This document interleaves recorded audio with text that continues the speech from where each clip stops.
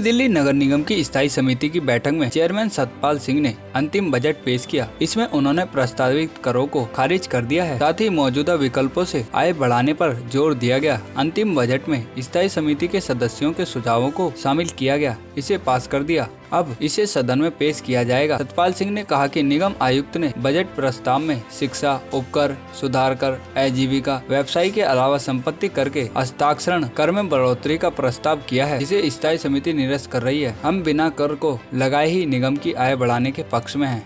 आगामी वित्त वर्ष में हमने कोई भी नए कर का प्रस्ताव नहीं किया है।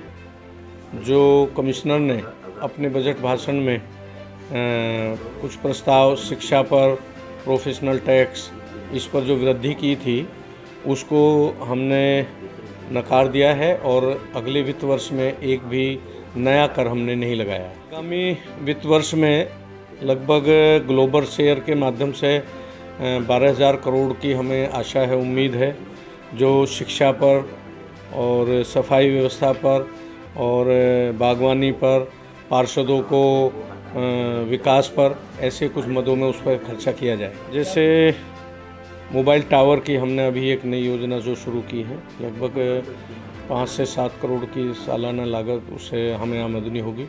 इसके अतिरिक्त जो लोग धूम्रपान करते हैं उस पर हम लगाम लगाएंगे और उनसे जुर्माना के रूप में पैसा वसूल करेंगे। इसके अतिरिक्त जो हमारे साप्ताहिक बाज़ार क्षेत्रों में चलते हैं, जो व्यवस्थित नहीं है निगम की तरफ से, हालांकि उनमें प्रावधान है वो लगाने का, पर्ची काटने का, लेकिन वो पूरी तरह से लागू नहीं है। उसको इस बार हमने अधिकारियों को कहा जहां भी इस तरह की कोई लीकेज है उसको तुरंत दुरुस्त किया जाए और उसको आज से ही लागू किया जाए। बिल्कुल।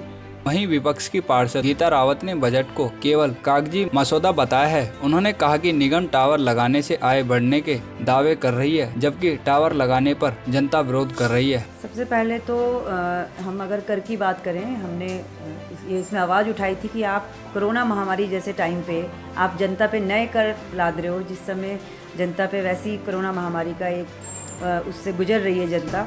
तो इन्होंने सबसे बड़ी खुशी की बात है कि चलो वो कर अब माफ़ कर दिए हैं, मतलब कोई नया कर ये नहीं लागू कर रहे हैं। दूसरा, अभी हम सुन रहे थे अपने चेयरमैन साहब का भाषण, तो उसमें उन्होंने बहुत सारी योजनाएं बताई हैं और मतलब करोड़ों की बात करी है कि 200 करोड़ इस पे खर्च करेंगे, 400 करोड़ इस पे, या 4 लाख इस पे, मतलब 400 लाख इस पे।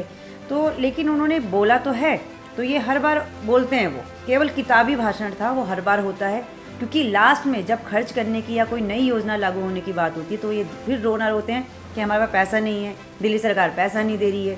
तो ये सब किताबी भाषण मतलब जो उन्होंने दिया है वो हर साल की तरह इस साल भी हुआ है।